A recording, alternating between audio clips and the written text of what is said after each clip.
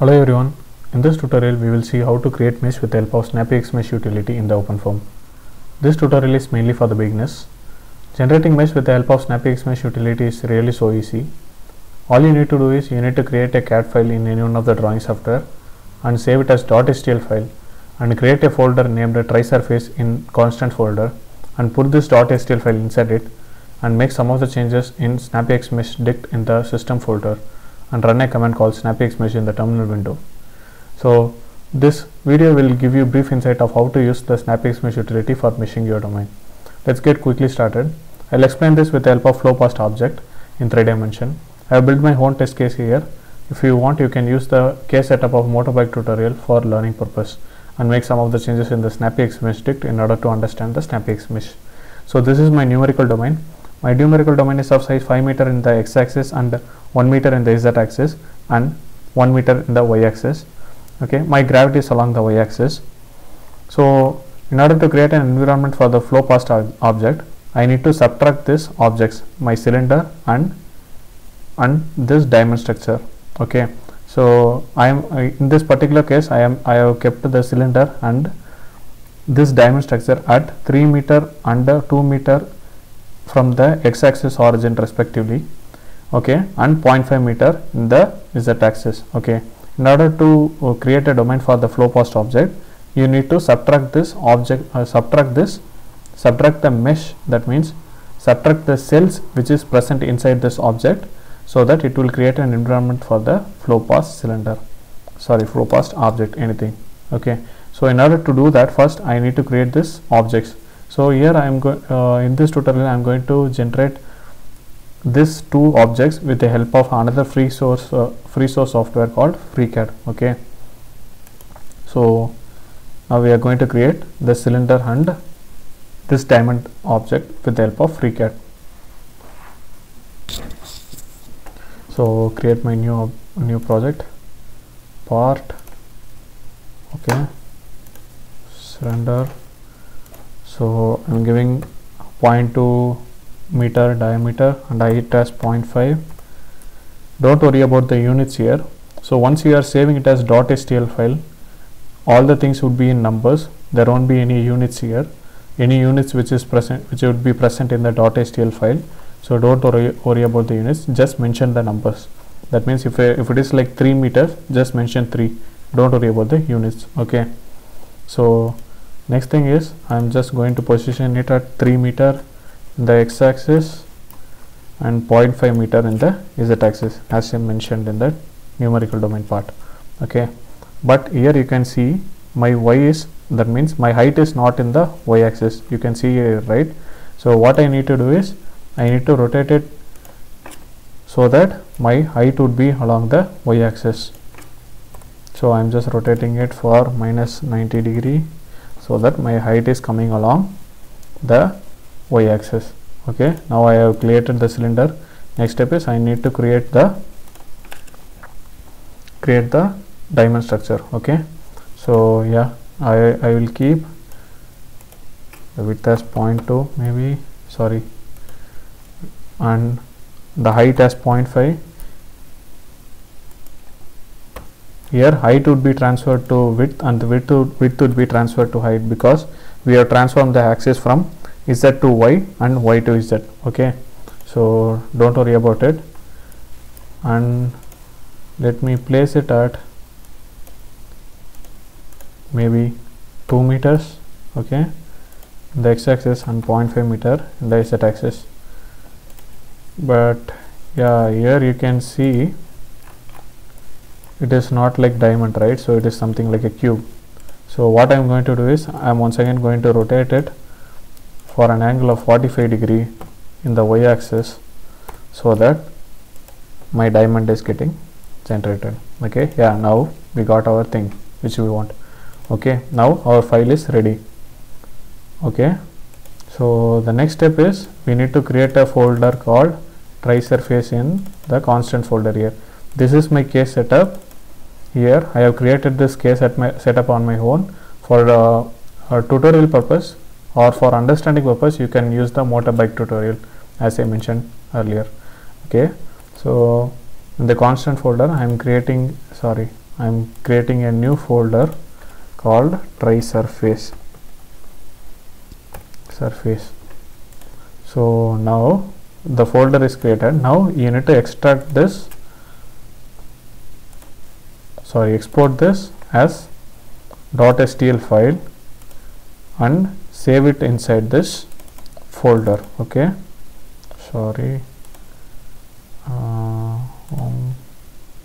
desktop, maybe, yeah, the desktop. In this try surface you need to save this file, save this .stl file. Okay, cylinder, you can give any name you want. So, and once again export .stl in the same thing, cube. I'm naming it as cube. Okay, now you have done, you have created this file and you have saved this .stl file here, but here you can see that it is not readable as because it is in binary. Okay, now I'm going to use one more software called MeshLab in order to remove the binary encoding. Okay, file, import mesh, then inside my here. So simply I'm just going to export it once again as like that. The thing is, I'm going to untick this binary encoding in order to make the file readable. Okay, so let me do the same thing for the diamond structure. Okay,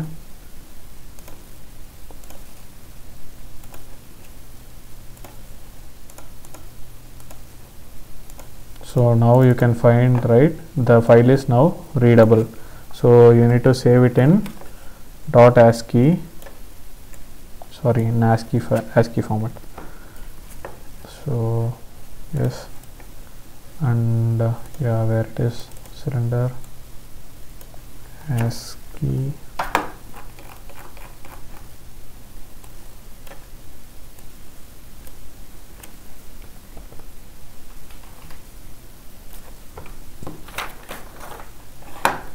I'm just saving it. So close. Okay, now your constant folder is ready. Now we can see what is there in the system folder. The system folder has all the other things like block mesh dict, control dict, and SnappyX dict and surface feature extract. These are the things which are important for understanding the SnappyX mesh. Other things are not necessary as of now, and also this mesh quality dict, which is also a little bit important here. Okay, other things are not necessary and it is like case peculiar. Okay, so block mesh, control dict, mesh quality, SnappyX mesh dict, and surface feature extract dict. Before getting into this SnappyX mesh dict, we'll quickly see what is explained in the user guide. Okay, so if you can Google it up like SnappyX mesh OpenFOAM, you will end up with this page. So the SnappyX mesh does three important tasks. First is cache-related mesh generation, followed by snapping to the surface, and third is the additional of mesh layers. First and foremost is, like, before starting we need to have a background mesh in order to do this. Okay, so the background mesh can be generated with the help of block mesh utility. Okay, then since our objects is like positioned in the XY Z coordinate system, the object means like the objects which we saved in .stl file. Okay, now this SnappyX mesh can able to trace the position and morphological features of this object. Okay, in my case it would be cylinder and the diamond structure. Here it is like car, for which it is mentioned here. Okay, so once after it detects the position and morphological features of the object, then what it does is so here that step is happening here. After detecting this morphological features, then what happens is it undergoes the refinement along the surface of the object. Okay, in my case it would be cylinder, here it is car. Okay, the refinement occurs along the surface. Refinement means the splitting up of the cells occurs along the surface, as because our general mesh would be coarse mesh. Okay, so now the next step would be removal of the cells inside this object. Okay, in order to create an environment for the flow past object. Okay, So the next step is cell removals phase, so which is happening. So all the things which I have explained till now, that means the starting with the background mesh and tracing the features of the object, and followed by the cell splitting and the cell removal happens in the castellated mesh, okay, generation. Okay, once after you are done with the castellated mesh generation, you will be end up with something like this. Your mesh file will look something like this. Your edges and the surfaces will be protruded inside the surface of the object, but which you actually don't want, right? You want your surface to be smooth. Okay, then what SnappyX Mesh does is, that is called snapping to the surface. So what it does is, it will move this grid points and edges to the surface of the object without violating the mesh quality controls. So that is what happening in the SnappyX Mesh, snapping to the surface. Okay, so now you will be end up with something like this.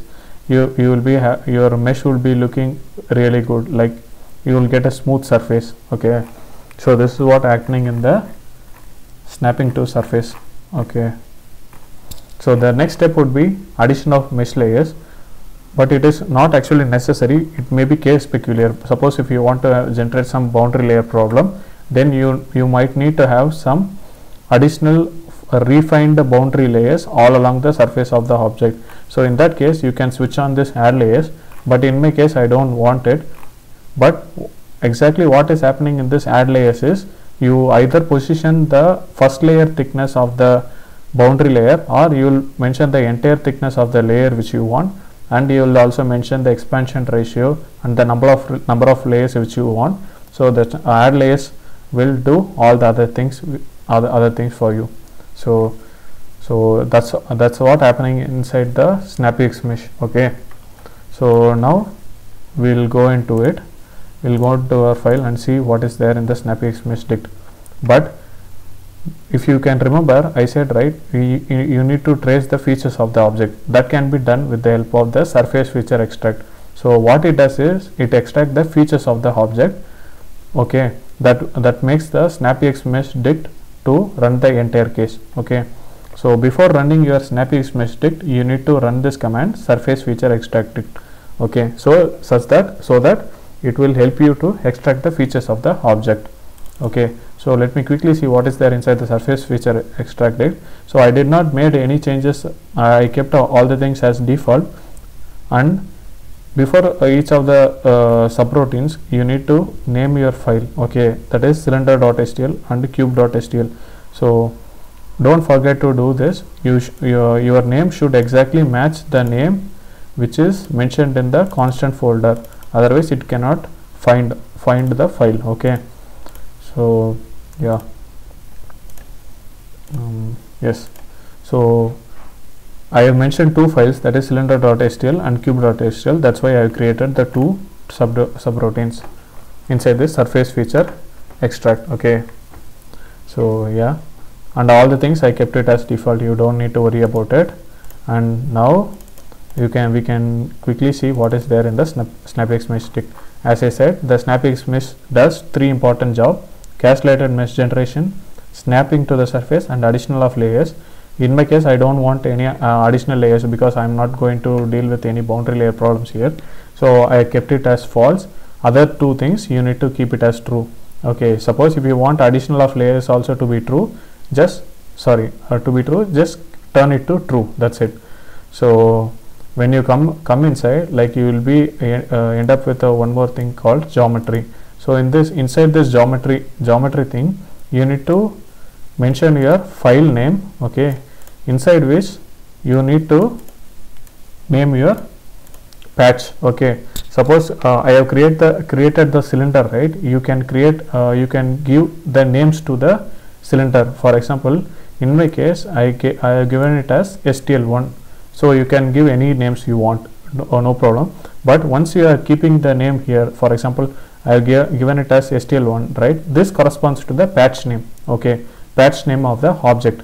Okay, so you should not change it hereafter. So I have given it as STL1 and STL2 for the cylinder and cube. Okay, So hereafter my cylinder and the cube surfaces would be referred, surfaces means my patches means that wall would be referred with this names, okay, STL1 and STL2. So when you are coming down, you will be seeing one more thing called refinement box. So refinement box means what it does is, for example, the thing which you mentioned here, for example, in my case, if I mentioned as 2.5004110 that means for the entire region which is mentioned here, so it will once again go another refinement, okay. It can be done in any region of your mesh, so it does not matter whether it should match your location of your cylinder or cube.stl. It does not require, you can do it anywhere you want. So refinement, suppose if you want, but in my case I don't want any refinement in any of my region, okay, any of my region inside the domain, okay. So I have simply commented it, okay. So we can now enter into castellated mesh control.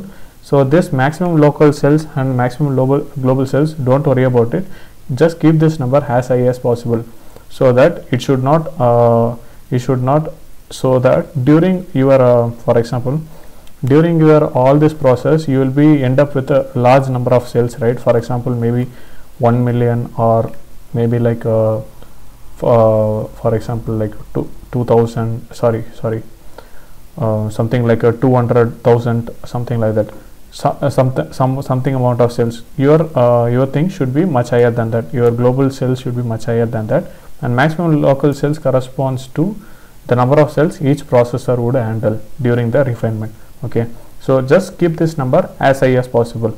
You can read about it more detail in the OpenFOAM user guide.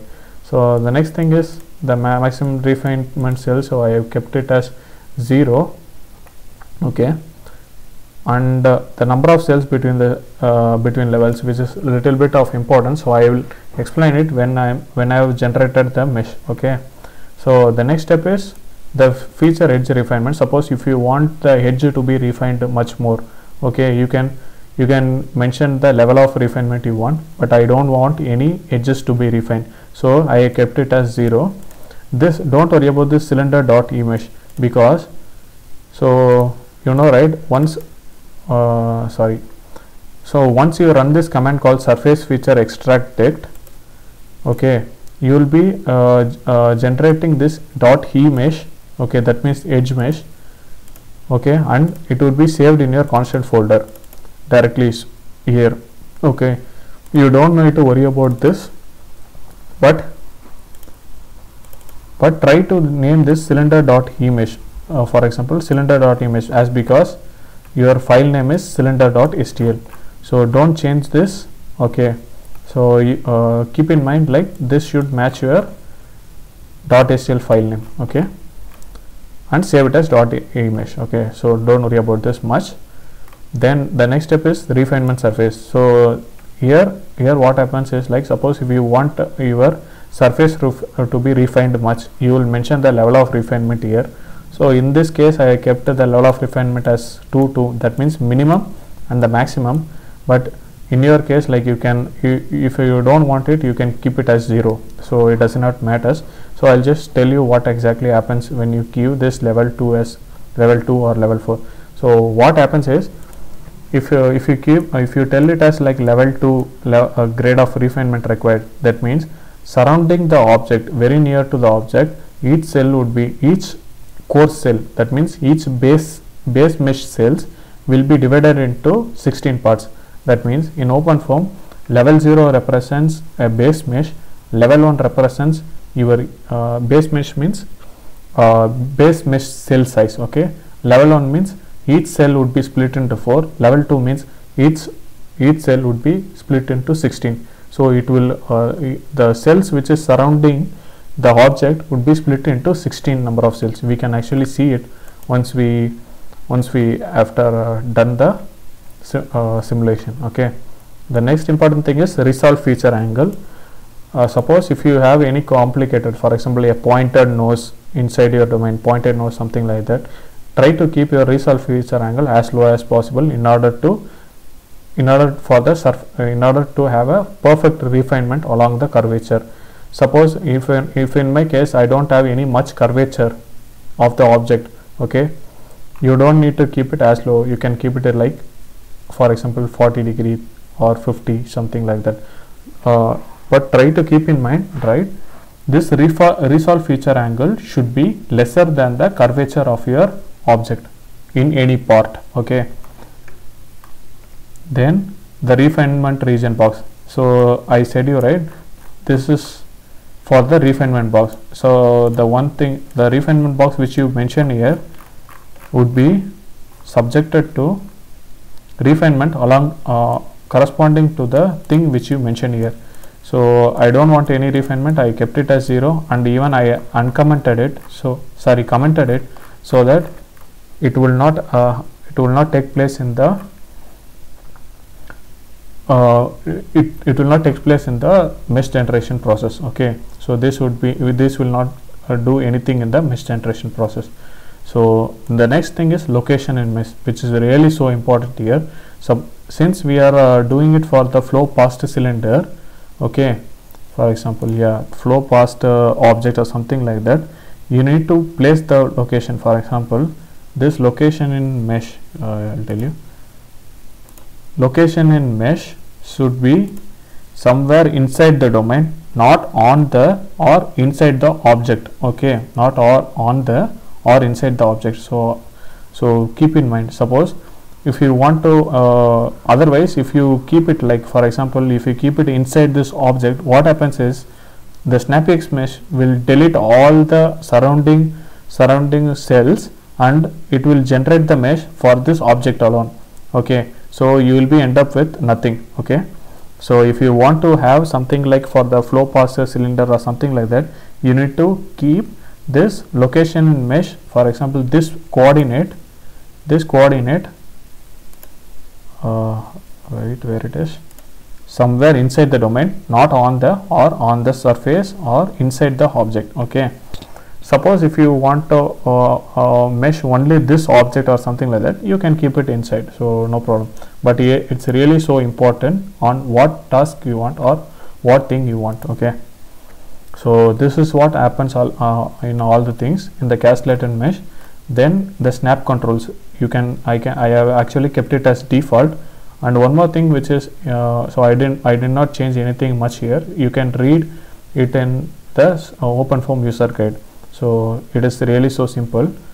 So one more thing which is important is either of the things should be kept true, okay. One of the things should be kept true, other thing should be kept false, okay. I have kept the explicit feature snap as true because I have already extracted the features of the object with the help of a command called surface feature extract, okay. So that's why I have kept it as true. So add layers, I don't want any layers to be added, so I'm not going to discuss it much here, because so basically like what it does is like it adds additional layers to the surfaces. It can add for any surfaces, not for this, for example, not for the cylinder, or for example for the cube. It can add for any surface. That means maybe example maybe here, or you can add it here, you can add it on the sideways, you can do it for anything, so it does not matter. So yeah, this is what the thing which is happening entirely inside the SnappyX mesh dict. And one more thing is the mesh quality control should be inside the SnappyX mesh dict. So you can actually copy all the things of the mesh quality dict and place it here, or you can save it in the separate file and include that file here. So in the mesh quality dict, okay. So I'll quickly open it up. So here it will contain the for example for the features for maintaining the quality of the mesh, okay. I have kept all the thing as default. I did not change anything here. So yeah, I'll close it here. So yeah, that's what is there inside the SnappyX mesh dict file, okay. Now we'll start up with our simulation, before which I will quickly show you what is there in the other folders. In the constant folders you will be having the files, for example the gravity file and your transport property and turbulence property. Suppose it is case specific, okay, you don't need to worry about it. And one more important thing is inside this 0 folder you will be having different variables, right. In each of the variable you should mention this patch names, okay, which you created. Don't forget to mention this patch names, otherwise you cannot view it in the ParaView software, or your simulation will not run. First of all, okay, simulation will not run, but your mesh generation can be done. Okay, that's what I was about to say. Okay, try to keep in mind like what they represents. Okay, for example, in my case it is a wall, so I kept it as like 0 gradient, so it is once again case specific. Okay, so please beware, like you need to mention this patch names here inside all the files, inside all the variables. Okay, so now yeah, I can actually show it for the other things also, STL1 and STL2. So make sure like you have mentioned the patch names in all the variable files. Okay, so now you almost set up your domain, your case setup. Now we can start running our simulation. And forgot to tell you what is there inside the BlockMeshDict. The BlockMeshDict, I have generated the domain for a size of 5 meter in the x-axis, 1 meter in the y-axis, and 1 meter in the z-axis, as I mentioned in my problem. And I have mentioned all the patch names also. Okay, so I am not going to detailedly discuss it here, because my tutorial is mainly for the SnappyXMeshDict. Okay, and one more thing is ControlDict. ControlDict will control the, for example, only for running your simulation for the case of SnappyXMesh generation. So first step is you need to create your background mesh that can be created with the help of BlockMesh. Okay,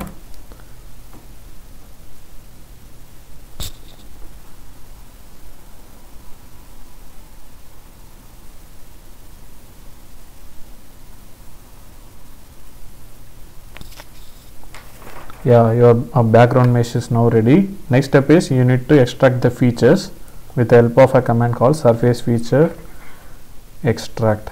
Okay,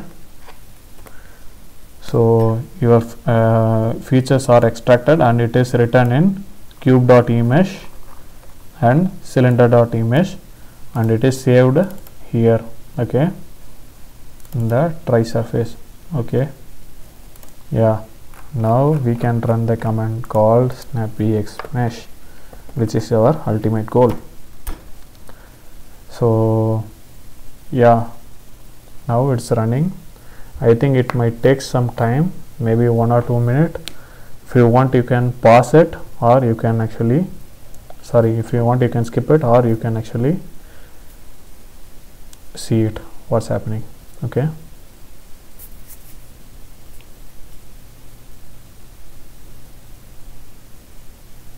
so temporarily I'll pause this because I think it might take some 5 minutes. Okay, welcome back once again. So before getting into the Parafoam or ParaView, let me quickly show you what is created here. So you will be end up with 2 folders, 1 and 2, and each folder you will be end up with the polymesh. Okay, once you done with the SnappyXMesh, okay, generation. So now we can simply run a command called Parafoam and let us see what is there inside.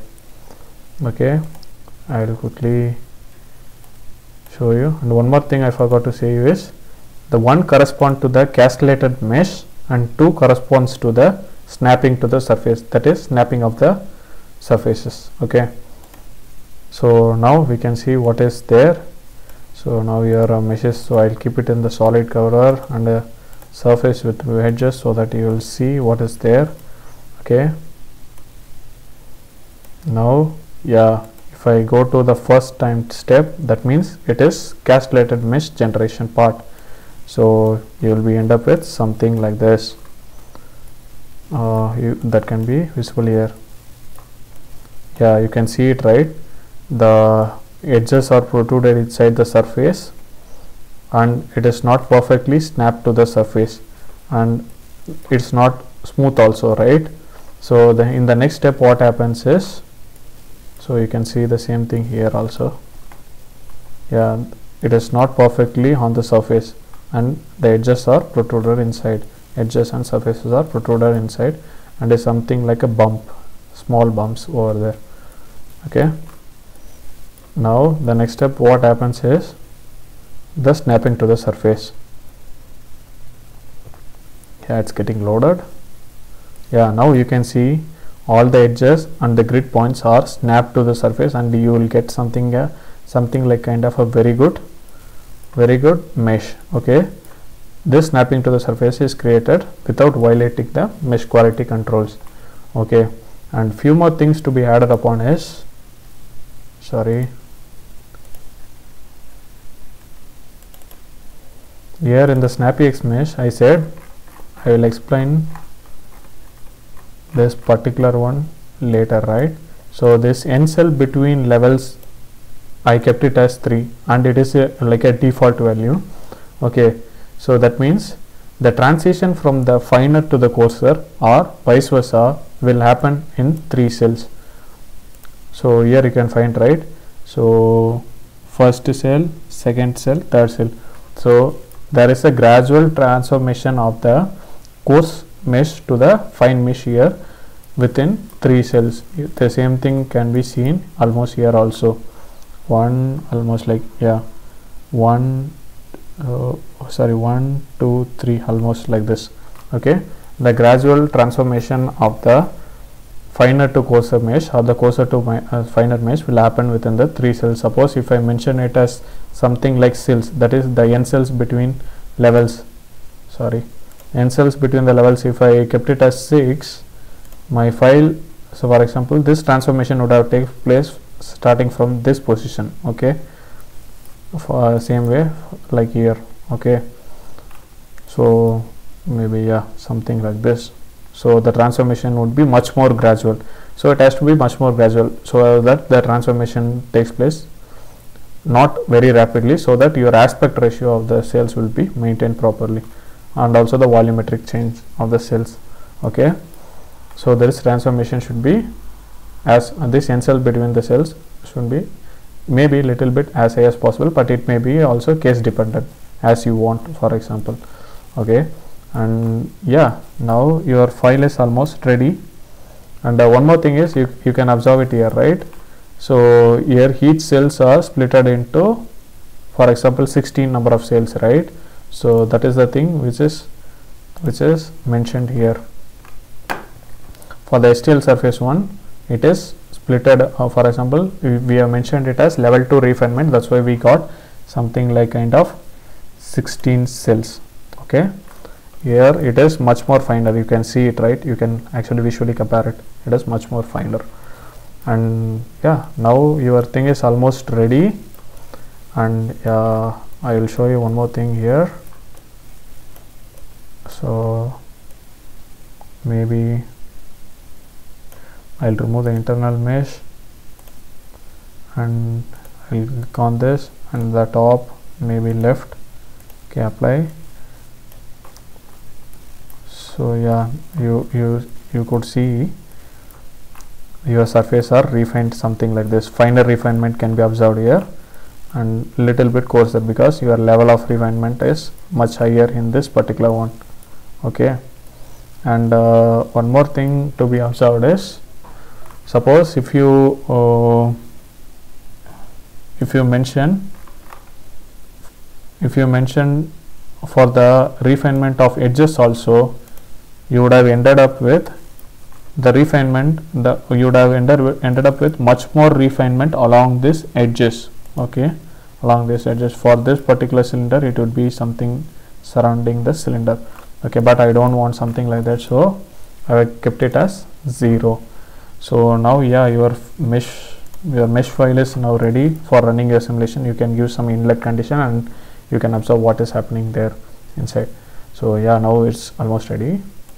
So yes, I think, and one more thing to be noted is, since I have run the command called SnappyX mesh, you would have ended up with something like this, 1 and 2. This 1 and 2 corresponds to the time steps which you mentioned in the control dict. Okay, delta t. since the control disk is the only thing which is controlling the entire simulation process in the OpenFOAM. Okay, but if you don't want anything like this, but you want your mesh to be done, then what can be done is you can simply run a command called snappyx-mesh minus overwrite. Okay, you can run this command and you won't be ended up with these two files. Your for example, your polymesh would be written directly in the constant. Suppose in this case also you can able to do it. So what you need to do is you need to copy this polymesh and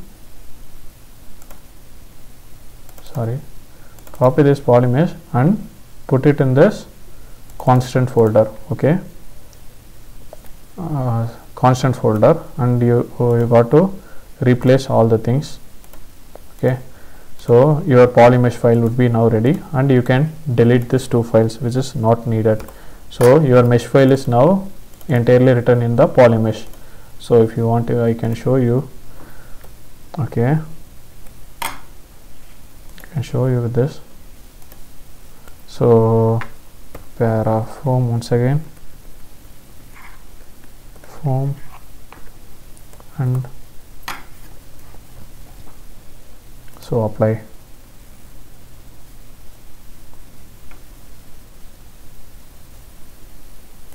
Solid color and surface with edges. Yeah, now you can see, right, you are ended up with the snapping to the surface directly. Okay, so this is your mesh file now. So I hope this video is useful for you. Hope you liked this video. Thank you so much. See you in the next video. Bye.